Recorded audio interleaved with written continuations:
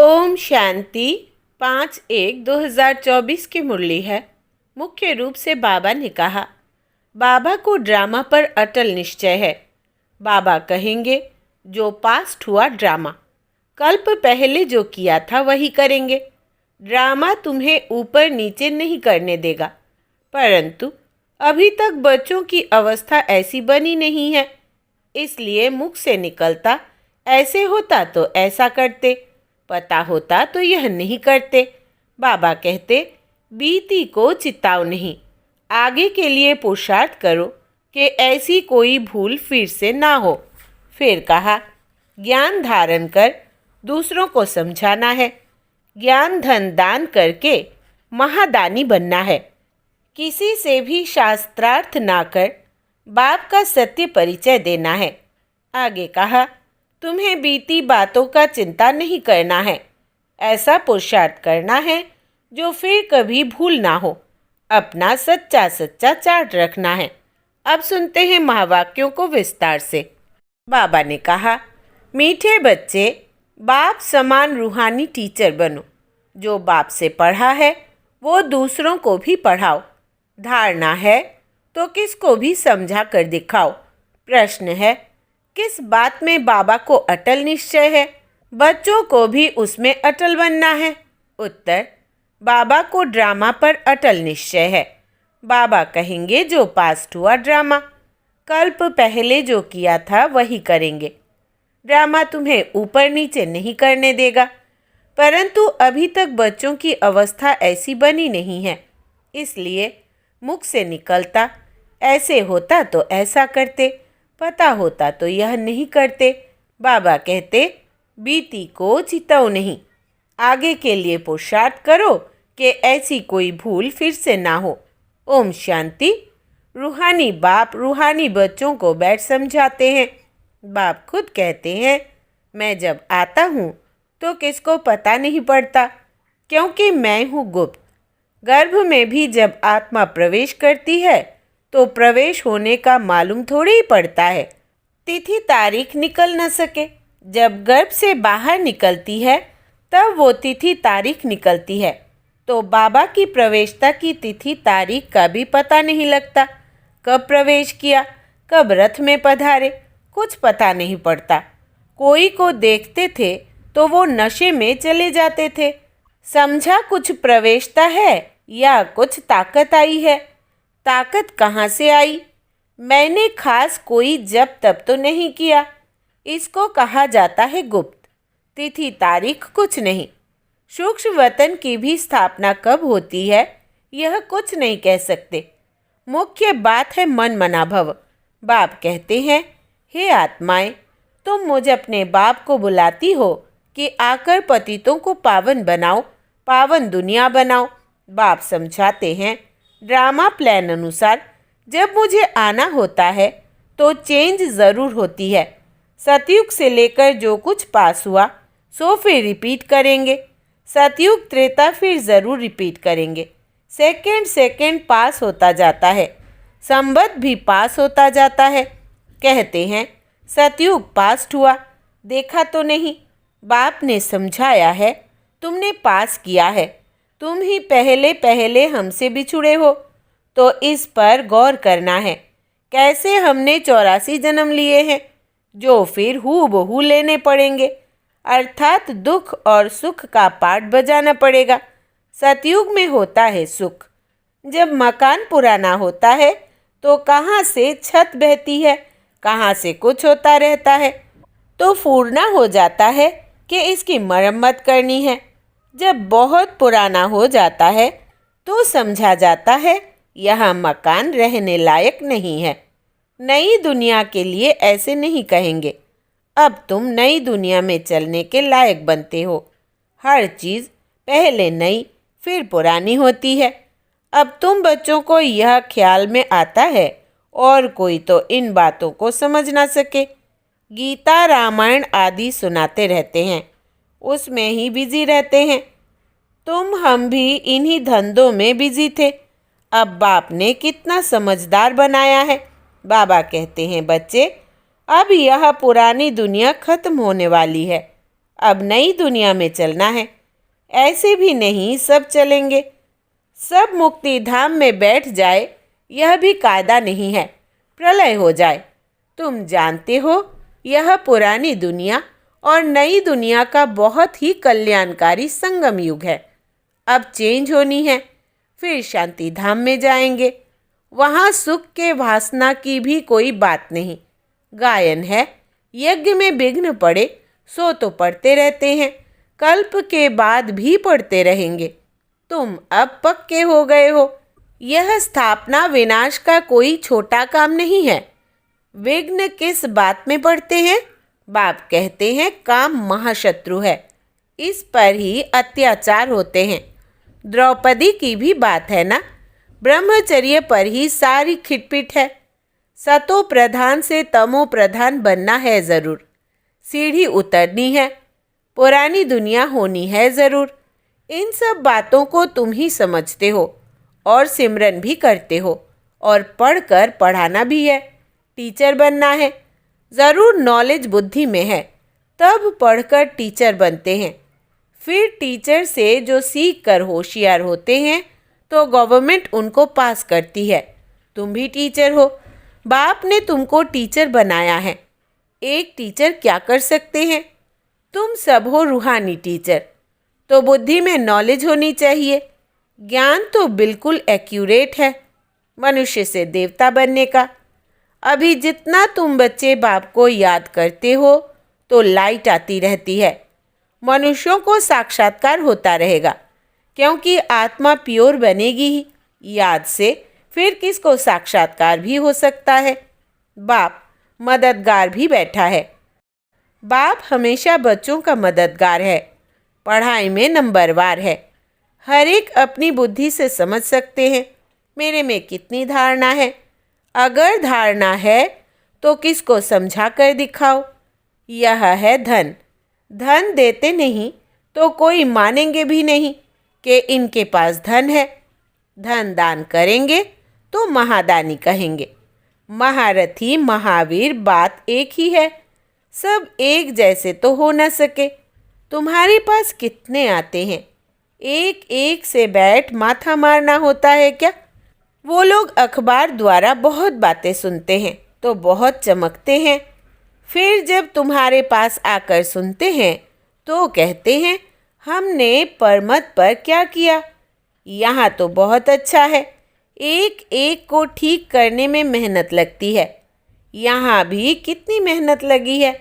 फिर भी कोई महारथी, कोई घुड़सवार, कोई प्यादा। यह ड्रामा में पार्ट है। यह तो समझते हो आखिरी जीत तुम्हारी होनी है।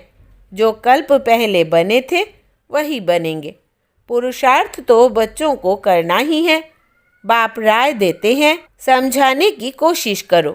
पहले तो शिव बाबा के मंदिर में जाकर सर्विस करो। तुम पूछ सकते हो यह कौन है, इस पर क्यों पानी चढ़ाते हैं? तुम अच्छी तरह जानते हो। कहते हैं गई टांडे पर आग लेने और मालिक होकर बैठ गई। यह दृष्टांत भी तुम्हारा ही है। तुम जाते हो जगाने के लिए। तुमको निमंत्रण देकर बुलाते हैं तो ऐसा निमंत्रण आए तो खुशी होनी चाहिए। काशी आदि में बड़े बड़े टाइटल होते हैं। भक्ति में कितने ढेर मंदिर है। यह भी एक धंधा है। कोई अच्छी स्त्री देखी तो उनको गीता कंठ कराए आगे कर देते हैं। फिर जो कमाई होती है वो मिल जाती है कुछ भी नहीं। रिद्धि सिद्धि बहुत सीखते हैं। ऐसे स्थानों पर जाना चाहिए। तुम बच्चों को कभी शास्त्रार्थ नहीं करना चाहिए। तुमको तो जाकर बाप का परिचय देना है। मुक्ति जीवन मुक्ति दाता एक है।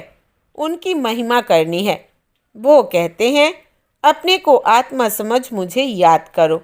बाकी मन मना भव का अर्थ यह नहीं है कि गंगा में जाकर स्नान करो। माँ में कम का अर्थ है मुझ एक को याद करो। मैं प्रतिज्ञा करता हूँ मैं तुमको सब पापों से मुक्त करूँगा। जब से रावण आया है तब से पाप शुरू हुए हैं तो ऊंच पद पाने का बहुत पुरुषार्थ करना है। पोजीशन के लिए मनुष्य रात दिन कितना माथा मारते हैं। यह भी पढ़ाई है। इसमें कोई किताब आदि उठाने की बात नहीं है। 84 का चक्र तो बुद्धि में आ गया है, कोई बड़ी बात नहीं है। एक एक जन्म की डिटेल थोड़ी ही बताते हैं। 84 जन्म पूरे हुए, अब हम आत्माओं को वापस घर जाना है। आत्मा जो पतित बनी है उनको पावन ज़रूर बनना है। सबको यही कहते रहो, माँ में कम याद करो। बच्चे कहते हैं बाबा योग में नहीं रह सकते। अरे तुमको सम्मुख कह रहा हूँ, मुझे याद करो। फिर योग अक्षर तुम क्यों कहते हो? योग कहने से ही तुम भूलते भी हो। बाप को याद कौन नहीं कर सकता? लौकिक माँ बाप को कैसे याद करते हो? यह भी माँ बाप है ना, यह भी पढ़ते हैं। सरस्वती भी पढ़ती है, पढ़ाने वाला एक बाप ही है। तुम जितना पढ़ते हो फिर औरों को समझाते हो। बाप कहते हैं बच्चे, शास्त्र पढ़ने जब तब करने से मुझे प्राप्त नहीं कर सकते हो, बाकी फ़ायदा क्या है? सीढ़ी तो उतरते ही आए हो। तुम्हारा कोई दुश्मन नहीं, फिर भी तुमको समझाना है ज़रूर कि पाप और पुण्य कैसे जमा होता है। रावण राज्य के बाद ही तुमने पाप करना शुरू किया है। ऐसे भी बच्चे हैं जिनको नई दुनिया पुरानी दुनिया क्या है यह भी समझाने नहीं आता है। अब बाप कहते हैं कि बेहद के बाप को याद करो, वही पतित पावन है। बाकी तुमको कहाँ भी जाने की ज़रूरत नहीं है। भक्ति मार्ग में सदैव पैर घर से बाहर निकलता था। पति स्त्री को कहते हैं श्री कृष्ण का चित्र घर में भी है, फिर बाहर क्यों जाती हो? क्या फ़र्क है? पति परमेश्वर है, इसको भी नहीं मानते। भक्ति मार्ग में बहुत दूर दूर ऊंचा मंदिर बनाते हैं जो मनुष्यों का भाव बैठे। तुम समझाते हो मंदिरों में कितना धक्का खाते हैं। यह एक रस्म पड़ी है। शिव काशी में तीर्थ करने जाते हैं परंतु प्राप्ति कुछ भी नहीं। अब तुमको तो बाप की श्रीमत मिलती है, तुमको कहाँ भी जाना नहीं है। पतियों का पति परमेश्वर वास्तव में वो एक ही है जिसको तुम्हारे पति काके मामे सब याद करते हैं। वो है पति परमेश्वर अथवा पिता परमेश्वर। वो तुमको कहते हैं माँ में कम याद करो तो तुम्हारे विक्रम विनाश होंगे। तुम्हारी ज्योत अब जग रही है तो तुम्हारे से मनुष्यों को लाइट देखने में आती है। तो बच्चों का भी नाम बाला होना चाहिए। बाप बच्चों का नाम तो बाला करते हैं ना। सुदेश बच्ची समझाने में बड़ी तीखी है। पुरुषार्थ बहुत अच्छा किया है तो पुरानों से भी आगे गई है। इसमें भी जास्ती पुरुषार्थ कर आगे चली जाएगी। सारा मदार पुरुषार्थ पर है। हार्ट फेल नहीं होना चाहिए। पिछाड़ी में आया तो भी सेकंड में जीवन मुक्ति पा सकते हैं। दिन प्रतिदिन ऐसे बहुत निकलते रहेंगे। ड्रामा में तुम्हारा विजय का पार्ट तो है ही, विघ्न भी पड़ने हैं। और कोई सत्संगों में ऐसे विघ्न नहीं पड़ते हैं। यहाँ विकारों पर ही हंगामा होता है। गायन भी है, अमृत छोड़ विष काहे को खाए। ज्ञान से एक देवी देवता धर्म की स्थापना हो जाती है। सतयुग में रावण राज्य हो न सके। समझानी कितनी साफ है। राम राज्य के बाजू में ही रावण राज्य भी दिखाया है। तुम टाइम भी दिखाते हो। यह है संगम। दुनिया बदल रही है। स्थापना पालना विनाश कराने वाला एक बाप है बहुत सहज, परंतु धारणा पूरी होती नहीं और सब बातें याद रहती है, बाकी ज्ञान और योग भूल जाता है। तुम ऊंचते ऊंच भगवान की संतान हो। दिन प्रतिदिन तुम सॉल्वेंट होते जाते हो। धन मिलता है ना, खर्चा भी आता जाता है। बाबा कहते हैं हुंडी भरती जाएगी। कल्प पहले मिसल ही तुम खर्चा करेंगे। कम ज़्यादा ड्रामा करने नहीं देगा। ड्रामा पर बाबा का अटल निश्चय है। जो पास्ट हुआ ड्रामा। ऐसे नहीं कहना चाहिए ऐसा होता था, यह नहीं करते थे। अभी वो अवस्था आई नहीं है। कुछ ना कुछ मुख से निकल जाता है, फिर फील होता है। बाबा कहते हैं बीती को चिताओ नहीं, आगे के लिए पुरुषार्थ करो कि ऐसी भूल फिर ना हो। इसलिए बाबा कहते हैं चार्ट लिखो, इसमें बहुत कल्याण है। बाबा ने एक को देखा, सारी जीवन कहानी लिख रहे थे। समझते हैं बच्चे सीखेंगे। यहाँ फिर श्रीमत पर चलने में ही कल्याण है। यहाँ झूठ भी चल ना सके। नारद का मिसाल, चार्ट से फ़ायदा बहुत है। बाबा फरमान करते हैं तो बच्चों को फरमान पर चलना चाहिए। अच्छा, मीठे मीठे सिकिलधे बच्चों प्रति माता पिता बाप दादा का याद प्यार और गुड मॉर्निंग। रूहानी बाप की रूहानी बच्चों को नमस्ते। हम रूहानी बच्चों की रूहानी बाप दादा को याद प्यार, गुड मॉर्निंग और नमस्ते बाबा नमस्ते। धारणा के लिए मुख्य सार, पहला, ज्ञान धारण कर दूसरों को समझाना है। ज्ञान धन दान करके महादानी बनना है। किसी से भी शास्त्रार्थ ना कर बाप का सत्य परिचय देना है।